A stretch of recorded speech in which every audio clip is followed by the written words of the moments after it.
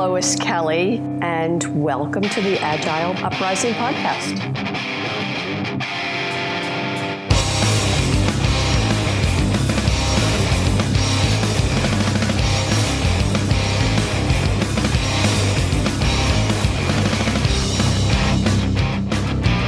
Hello, and welcome to another edition of the Agile Uprising podcast. Today with me, I have some fellow board members. Say good day, guys. G'day, guys. This is Andrew. Hey, guys. So we have Andrew and Janae with us today. We're going to be looking at Agile through the lens of memes. This is a bit of an experiment for us. We're not 100% sure where this is going to go, but we've gathered some Agile memes that are out there and doing the rounds. And what we're going to do is we're going to look at them and just see whether there's a bit of deeper truth to the humor. So what I'm going to do is I'm going to put up some memes. I'll get you to describe them, and we might then get some interpretation of what the meme, why the meme is there. Some of them are really obvious, and then what the reality is. So, Andrew, have a meme up at the moment. Would you like to have a go at describing this? So what we're looking at here, it says cognitive dissonance as a process, and it has a picture of a lobster. And then it says Agile project micromanagement, waterfall with stand-ups. So quite an interesting picture here. I think the lobster is kind of equivalent to the maybe the trash panda of the sea. It just eats all the garbage on the sea floor. So, or maybe the sea rat. I'm not sure, but I know that Janae shared this with us. So I haven't quite, I haven't quite interpreted what the lobster meaning is, but Agile project micromanagement. Yeah. Could be dark. They boil it alive. Janae, what do you think? Could be. So here's the thing. I like anything that's a riff on those O'Reilly books, and this is clearly that, right? This is a parody on an O'Reilly book cover. So, and actually, just when you mentioned the lobster, it kind of hit me. I was thinking it was more like I found my lobster, like the thing that's like the one thing that I need. Right. And it's Agile or project micromanagement, right? What it sometimes turns out to be. And also just the conflation of Agile and project management. I know that's definitely, people have feelings about that.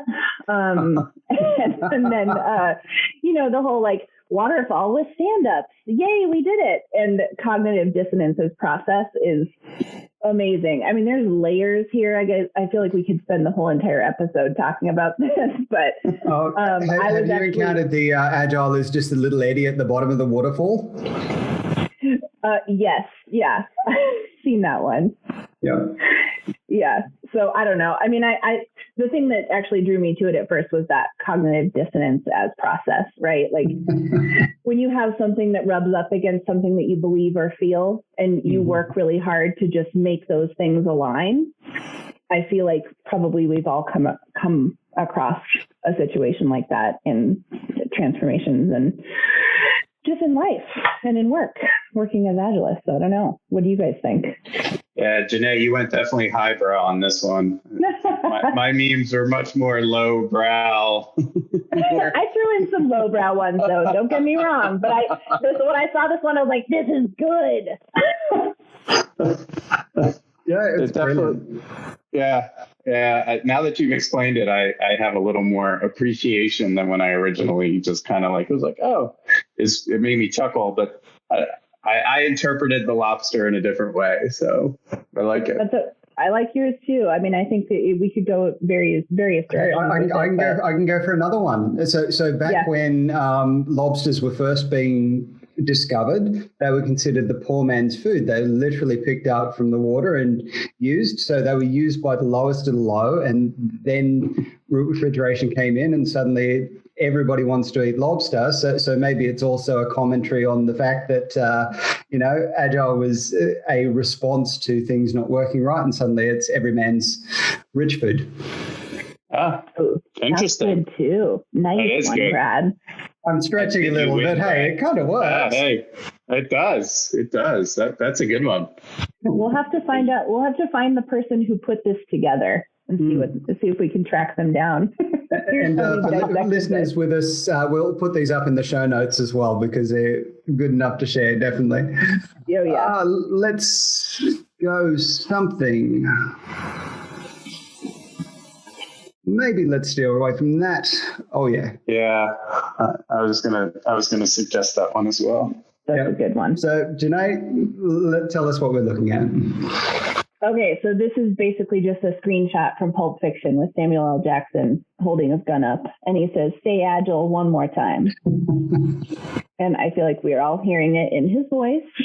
Oh yeah. And we're also putting his signature tagline at the end of it. Yep. Yeah.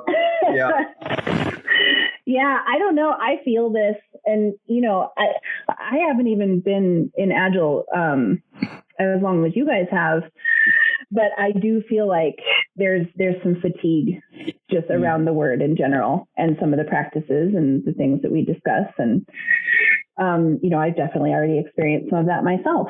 So yeah, that would be my take. I kind of feel like Agile is one of those words that has been used to death. I mean, I worked in an organization where they went to an agile workplace. Unfortunately, it was hot desking. That was the agile workplace. There were no little rooms. There were nowhere for boards to go. There was nowhere really to collaborate in a way. We had to whisper because there wasn't soundproofing in the room. And it was all concrete. It was very challenging circumstances, but it was an agile workplace. We did sprints. I hear the voice, right? Say agile one more. I'm not going to even try. I mean, wait. Oh, darn. Samuel Jackson. But I hear this all the time going into clients. To me, it's the excuse. Oh, we're agile, or this is, we got to do this because we're agile. It's this irritant I find to be extremely, it triggers me every time they say it because, we don't need to plan because we're agile. Mm-hmm. Yeah, that's totally garbage. And I was like thinking back as you were telling that story, Brad, back, years and years and years ago when I was like doing development work on a team as a contractor, I was put under the stairs in the stairwell at the organization I was contracting. And that's where all the contractors congregated. So we were our own little scrum team having to deal with, this like having to be highly collaborative because we were all packed in under the stairwell. So before it was even agile, it was like, all right, we need to like figure out what our community is going to look like because our surroundings are just awful. Yeah, so, you're like Harry Potter, just under the stairs. Poor things. It was not that glamorous. You actually say that, and I immediately get another voice that happens in my head. I'm just going to put him up there. This is a meme as well. Oh, yeah. Princess Bride. Classic. Yeah. Inigo Montoya. You keep using that word. I do not think you know what it means. Yeah. That is true as well. That is true as well. I feel like everyone is using the word, but truly, in my opinion, uses it as a solution, right? As opposed to design. Right? How do we design using agile methods and thinking as opposed to how do we deliver and execute? So. Yeah. And I'm going to piggyback on that one. This is one that I've chosen. Andrew, do you want to just describe this? Because I think it just fits so beautifully in here. So it's that meme with the cat and the woman pointing. I'm an agile developer. Sprints are ubiquitous. You are just a developer.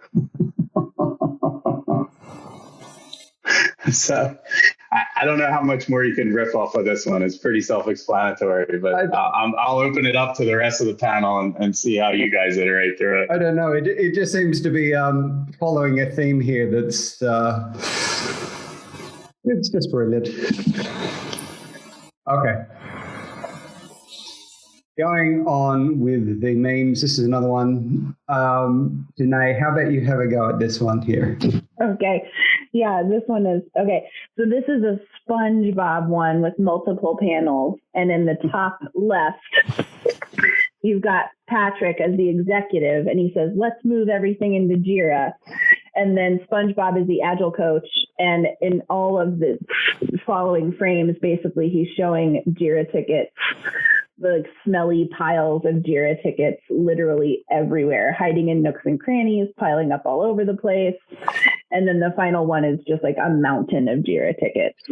So you're being very kind. They look like diapers to me, I'm going to be honest.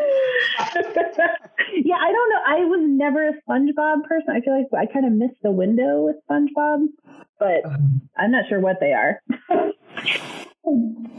I sadly admit I was a SpongeBob fan. It was my daughter and my favorite show. So I'm trying to remember the episode. I don't know if they were diapers, but they could be. I think they were like, I don't even know. Could be cabbages. I can't wait to guess. But they could be Jira tickets for all we know. Exactly. And this for this purpose, they are Jira tickets. So Jira. Good old Jira. I've lived this actually. I remember at one point I was Scrum Master on a team and the lead developer for it. And we had a backlog for a team of 7 of us at that point in time of 2,351 tickets. What? See, I feel like Drew's laughing like he's like, I've totally seen this. I've never seen something like that. Well, we used to joke about Jira because it's an incident management system, right? It is. Great. So we used to say that everything in Jira is an issue because that's really what it is. It's an issue. Well, right. So it was always the joke because Jira is an issue. So whether you like it or not, it's, there is no agile tooling, one size fits all, in my opinion. But Jira definitely has gone through many iterations of garbage. So it has improved a bit, but it's certainly, to me, it's not the most robust agile tooling. Yeah, I think that's a fair statement. But you could use Monday.com if you want. Yeah. Or Excel. Or Excel. Excel can work. Actually, when this happened to us, and I'm just going to go back to it, is it really was like that. Anything over 60 days, chances are you're never going to get to it anyway. And it was just ideas upon ideas and little bugs that just weren't important enough to fix and not enough time to do it. What we did is we actually ended up calling what my current boss terms now is backlog bankruptcy. We actually archived the entire lot, started a new backlog, and pulled out another 1 month's worth of work, roughly, which was much more manageable, and only pulled things in as it actually reared its head again multiple times. That's actually how we go with it. That's a really interesting topic. I don't want to. I could totally spin off on that because I have some ideas around the debits and credits of a team and their backlog health and their incident management. So that might be a topic for another convo. Well, we had. It should totally be. We already had the cognitive dissonance. Now we have cognitive load. Exactly.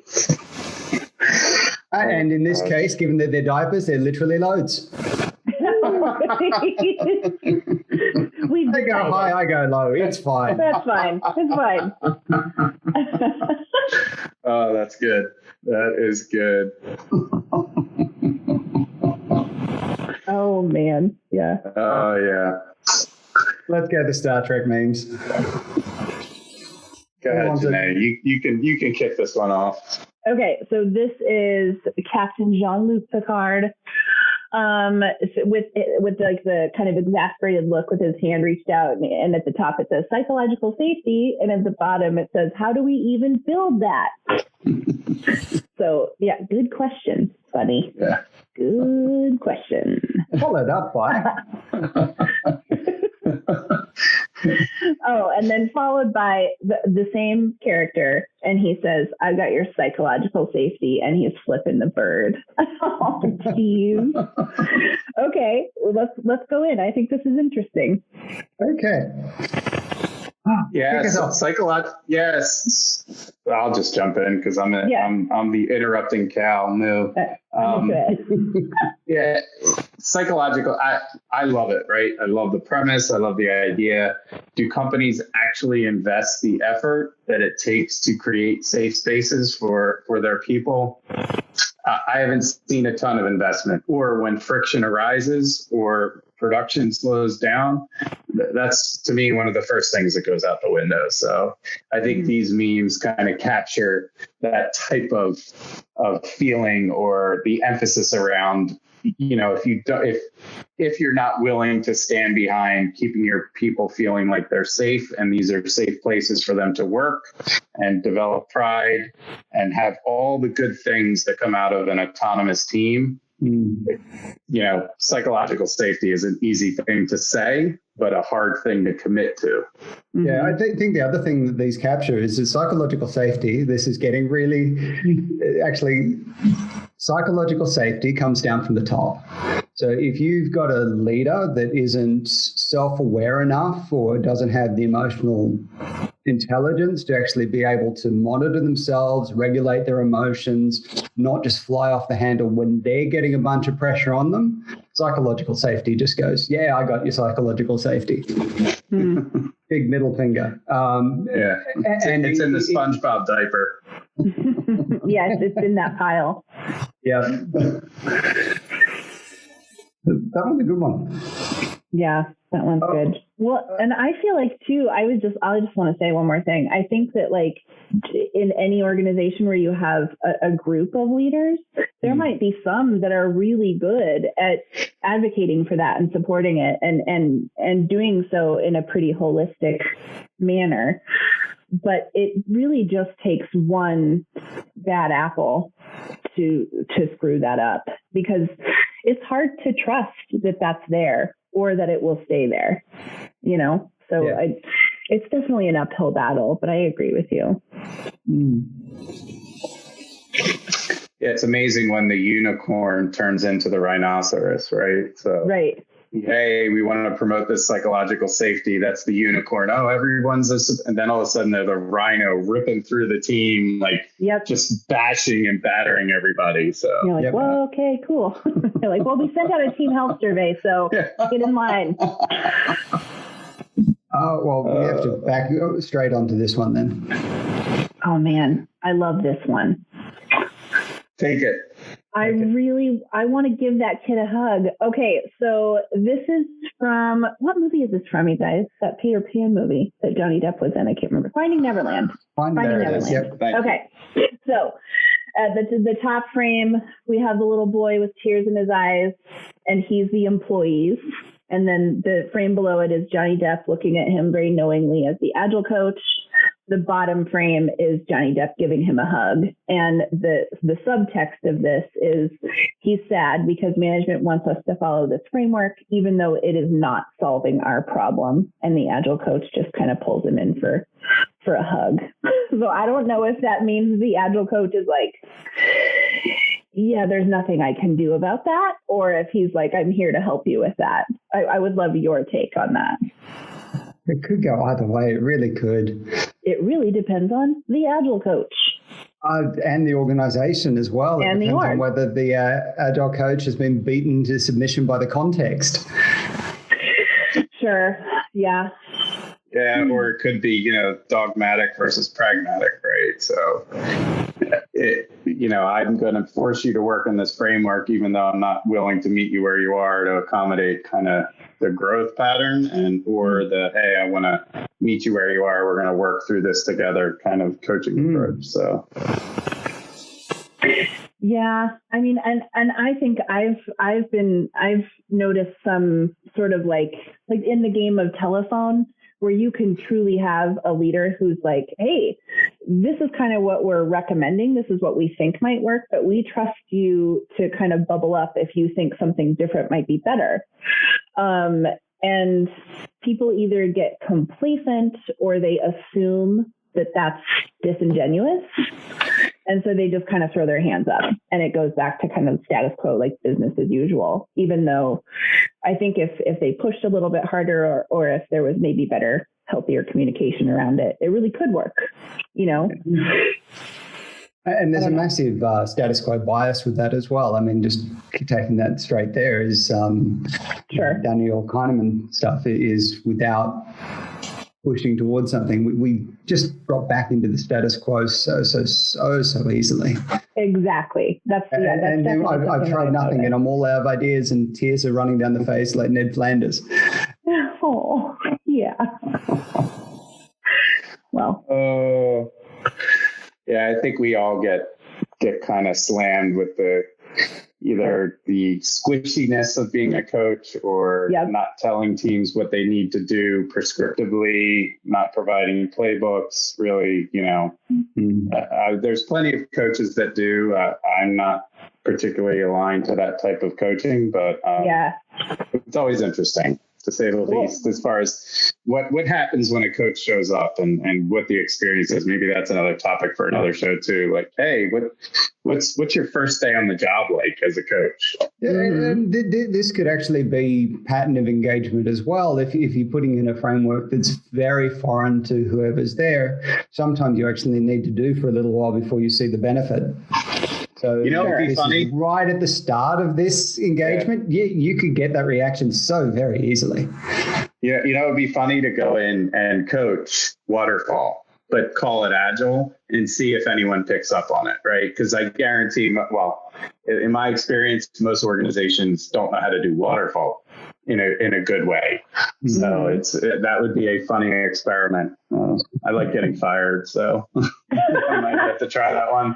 But isn't that something that I feel like some people, like there's some of that happening, right? Where people were like, actually, Agile, like, it was a failed experiment, whatever. We're just going to go back to waterfall and we're going to do it right this time. It's like, well, okay. Let me know. I guess I always say the framework never fails. People fail. So yeah. No, I think that's a good rule. Every system's designed to get the results it gets. Right. And then you get your shirt made, right, Drew? That's right. That's right, buddy. That's a good shirt. Oh, yes, it is. I agree. We're talking about Agile coaches. Let's just throw the cyanide and happiness little one in. I'm going to read this out. Cyanide and happiness with the little Doberman in the middle. Doesn't bite? No, but he can hurt you in other ways. Your Agile certifications are worthless, and one of them's bawling. Oh, this topic. I like this topic, but I like it because I'm newer in the field of Agile. So I mean, I'm not saying that I think all certifications are great, but I have enjoyed mine. I've also been lucky to get mine with people who have been amazing. So. Yeah, I think there's some fatigue in some of the folks that have been in the industry maybe a little bit longer around the watered down effect of just getting certified and being released into the wild. So without a good support system, or at least a pair, like someone to pair with to utilize your new skills and have a safe place to learn, I think is important. So I've gone through tons of certifications and I had no business after my certifications doing the things I was doing. I had some really good people around me that helped me learn. So I see both sides of the coin, and I think I'm hopeful, and I do see some sprinklings of it, that the industry is starting to acknowledge that, and this isn't to trash the CSM or anything, but like 2 days, if you've never had Scrum Mastery experience, are you truly equipped to be a Scrum Master? It's more human, right? So the mechanics or Scrum isn't hard. So it's just a matter of how do you deal with friction? How do you deal with team dynamics? How do you deal with teams that don't like each other? It has nothing to do with Scrum. No, and full disclosure, I work for a couple of CSTs.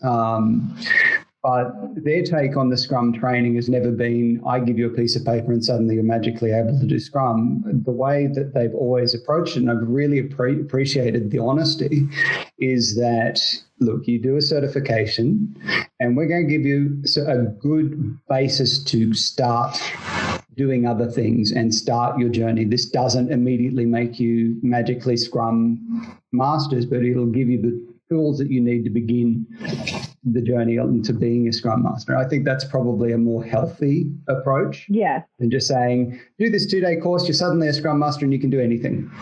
Magic. It's the underpants gnomes. Yeah, but I also think too, part of this is, I was shocked when I got my CSM, and I was like, oh man, some people, it's like you see them on LinkedIn and they have just the entire alphabet practically after their name and their title, so that it shows up and so that they get picked up in like the scrapers or whatever that recruiters are using, just trying to find people. And I'd have people reaching out to me after only being a Scrum Master for maybe 6 months and being like, oh, your experience is amazing and we'd love to have you. And I was like, bullshit, that can't be true. Sorry, I just swore. I hope that's okay, guys. Too late. It's okay. I think it's fine. We have Jay on this podcast. Oh, that's right. Okay, so we're safe. But yeah, I was always like, you're kidding, right? I mean, I definitely, sure, imposter syndrome and all that, that's probably a whole nother podcast, but I was just like, there's no way. Like, I haven't had the experience. And being a former teacher, I had seen that from the other side, right? You teach for many years, and then you have people coming in who like want to audit classes and they want to come get some of their practicum hours by observing in a classroom. And part of that whole process is, as like a lead teacher, you'd have, the student would come and give you kind of like their recommendations based on what they saw in your classroom for the day or for the time that they had spent with you. And I would always be like, so, okay. So you haven't taught yet. You haven't actually been in the classroom, dealing with all the kind of like daily life of a teacher. You're in the process of getting your master's degree in early childhood education or whatever it is. And you feel like you can sit here and give me or one of my peers your recommendations on things that we could or should be doing differently based on what you learned in books and like, kind of like your pedagogical knowledge, which is valuable. I'm not saying that it's not, but without the practical experience behind it and the context and just like the understanding of, like you said, the human piece of all of it, it's lovely. You can put it up on a shelf, but it's not helpful. So, I mean, that's just my take. That's a good take. I'm actually reading, so Never Split the Difference. It's a book about negotiation. It was by a FBI hostage negotiator, basically. And he went into the business world and he applied just what he learned in the job. And he was absolutely slamming the guys that had learned from books because his was based on real life experience, learned the hard way, literally, in the field. And it was just more effective because it wasn't just based on theory.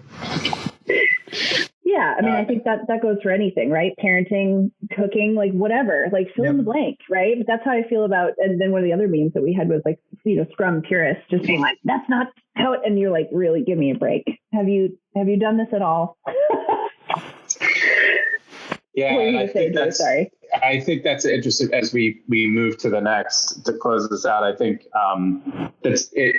you guys are you always inspire me to bring up like a bunch of different topics. My creative brain goes into overdrive, but literally book smart versus street smart, right? Yeah. Yep. Take someone that is extremely street smart, put them in the same situation as someone that's extremely book smart, and then compare notes. So do you lose that human element of being able to, touch a heart to open a mind, as opposed to the teaching mentality that you're teaching a method and you're just, not that all teachers are just bookworms, right? I'm not implying that, but just in general, that mentality of I'm more academic versus I'm more street smart.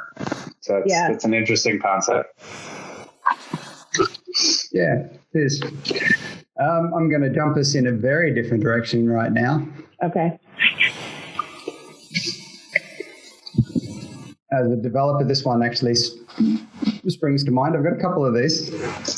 I'll describe it. So this is from Office Space, and it's the manager, and he's got his coffee, he's doing his walk around, and if you could go ahead and code without asking questions, that'd be great. Brad, you did that perfectly. You did. Yeah. You're definitely a Lumberg. Nice. Okay, so I have a question about this one. Yeah. Is he meant to be a product owner? Or I've seen a couple like this floating around, just like possibly like product owners just not wanting to be quote unquote bothered by developer questions. Like I gave you your acceptance criteria, I wrote the stories, just go work. Is that the vibe here or what? Maybe. I mean, the other one that I've definitely witnessed this and experienced it was where you've got somebody sitting in another part of the business, you're doing some code or you're making something for them specifically. They thought that they've got a problem. They said, oh, this is my problem. This is how I fix it. They give you the full solution with no critical thinking and no actual knowledge of whether that will fix the problem that they've got. And you go, oh, look, I've told you what the solution is. You go do it. That'd be great. And then you take it to them. And of course, it doesn't help them. And they come back and they give it to you and say, no, this isn't what I wanted. This isn't fixing the problem. Okay.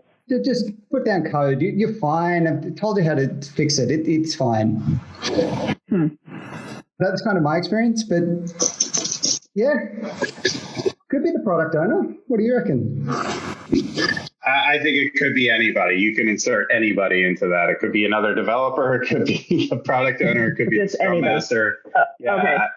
I think that this is a question that happens quite a bit. I think teams get also fatigued over highly collaborative environments, right? Like sometimes you just need the white noise to filter out all the conversations so you can focus on your work. So again, I think it's striking a balance. So how do you allow teams to be able to articulate, I don't feel like collaborating right now, right?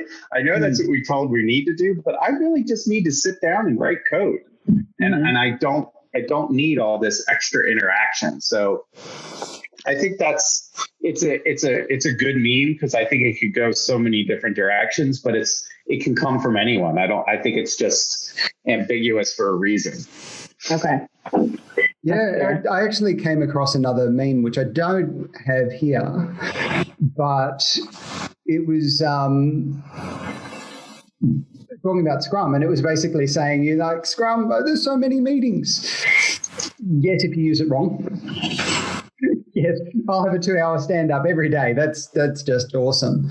But I get the fatigue over some of that collaboration space, especially if you're adding extra things in and you've added a communication and process overhead. That happens a bit. So basically, we've got a problem, let's add a process. And we'll add another process and we'll add another process, and the process ends up being all-consuming, and the communication overhead for it is just insane. So you never actually get to program. It's just like, let me at my computer, please. Yeah. I mean, some of the ways that you can deal with that, of course, is chunk off periods of time where developers are just allowed to concentrate, and that comes back to ways of working and working with the team. But it's certainly something that, as a developer faced, as a coach, I've witnessed where concentration gets very diffuse. And of course, we all know the stuff about multitasking and whatnot, but how if you get distracted, it takes you 20 minutes to reset. And if you're getting interruptions every 5 minutes, whether it be from Teams or whether it be from meetings or whatever, you can lose literally hours in a day to loss of productivity. So, yeah, I've got some sympathy for that one, I have to say. Okay, so let's go, I think, maybe just one more. I think we have to go with Joey. Where's Friends? Yeah, where is Didn't that see one? that one. I think it was up in the string that I sent, Brad. I think it was. This one here. There it is. So we've got a friends meme here. There's Phoebe and Joey. And I think the only way we can do this justice is, Janae, you go Phoebe. Drew, you go Joey. Okay. All right. So individuals and interactions. Individuals and interactions. Over. Processes and tools. Processes and tools. Individuals and interactions over processes and tools. Install Jira and use Kubernetes for everything. Yep. And the caption down the bottom is trying to be agile methodologies be like, trying to explain agile methodologies be like. Yay.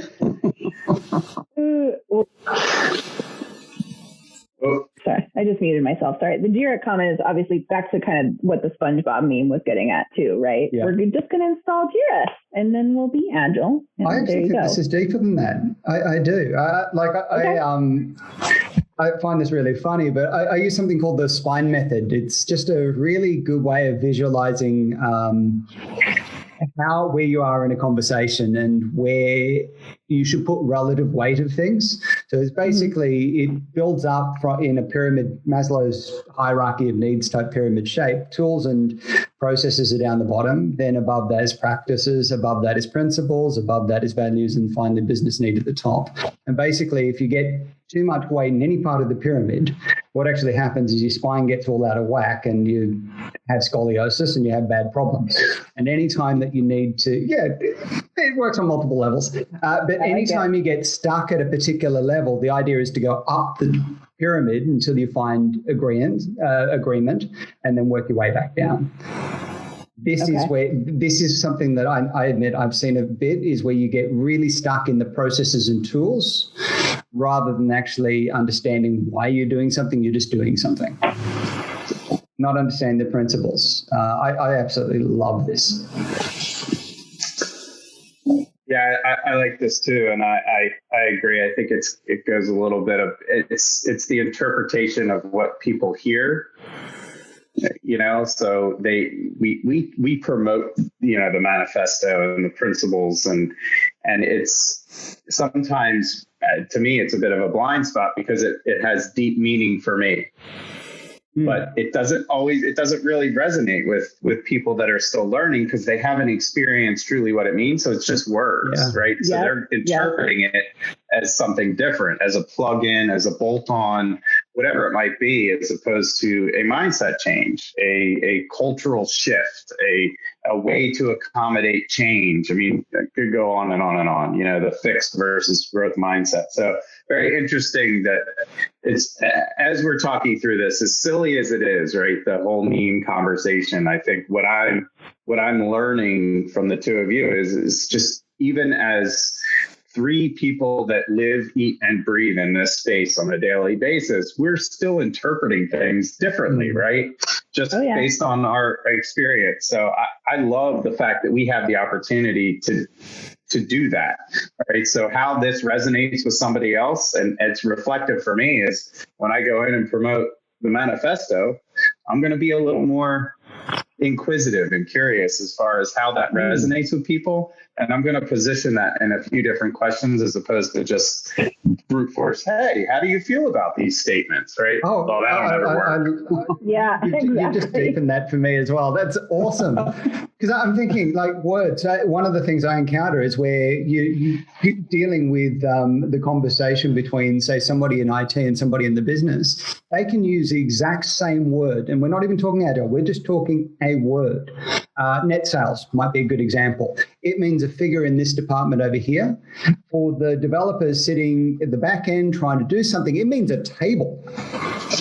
And they're both saying, oh, net sales is wrong. And the other one's looking at it saying, no, net sales is perfect. Everything's exactly where it's supposed to be. No, you're looking at two different things. You're just calling it the same word. Happens with Agile as well. It's completely, people don't hear what you say. They hear what they think you said. I went completely lowbrow, and I'm not going to say the word, so I'll be polite, but the F word, right? It has such great, it can be used in a great way, and it can be used in a derogatory way. So these kind of words, agile to me almost becomes similar in the sense of it can be used as a negative or a positive. It depends on how you interpret it and what your experience with it is too. Although I can't say I'm going to in very versatile ways. Yeah. Sorry, Janae, I cut you off, I think. No, it's fine. I was just thinking too, I feel like this just came up at my place of work a couple of days ago, like just what you said, Drew, about, we're sitting here and we're like, yeah, the definition of done, it's so great. We're working on this and we're talking about team charter and all that stuff. And, I could party all night with this stuff. I love it. I really do. I mean, despite kind of some of the things I've said about being like, a little bit of fatigue, I get that too. But when we're saying these things, what the person on the other end of the conversation is picking up. I mean, I feel like sometimes I can hear their eyes rolling into the back of their head, right? And I'm like, stay with me, please. It's really going to be worth it.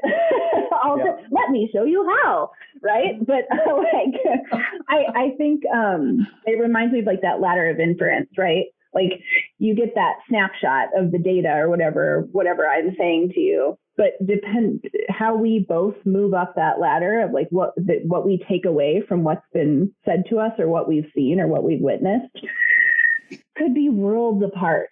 And being mindful of that and understanding like what I'm rooted in and what you're rooted in and what we bring to the table and how we kind of process this information and what we get out of it and take back to our daily lives could be totally different. And it's just kind of like a never ending thing. But I do enjoy the opportunity to keep bringing those those learning opportunities and those challenges to people and to myself. But it's also that mindset too. Like, I'm actually surprised at how much I'm doing this, but like the WeFM type of thing, what's in it for me is something that I spend a lot of time with product owners talking about when they're dealing with stakeholders. Because they'll use words, but you've got to put it in their language and you have to show them what's in it for them. Otherwise, there's no point because, people don't care what you say. They care that you care about what they want. So they need to feel that you care about them before they listen to anything that you say anyway. So it's very much, again, along those lines. We can communicate one thing, but unless we really put it in the appropriate frame of reference, in the appropriate context, using the appropriate language and being very aware of how we communicate out and how we're being heard as much as anything else. And knowing that there's an eye roll that's happening there, that takes emotional intelligence. It takes the ability to be reflective of self and be mindful and be present, to listen and judge those cues and that sort of thing. So, I think it was Zig Ziglar that said people don't care how much you know until they know how much you care. Yeah, that's the one. That's a very good note to end on. So is there any other final thoughts? I think we can end it on that one because it's just such a good place. Any other final thoughts about this journey through the memes? Yeah, and I think we need to see if anyone's got any great memes to share.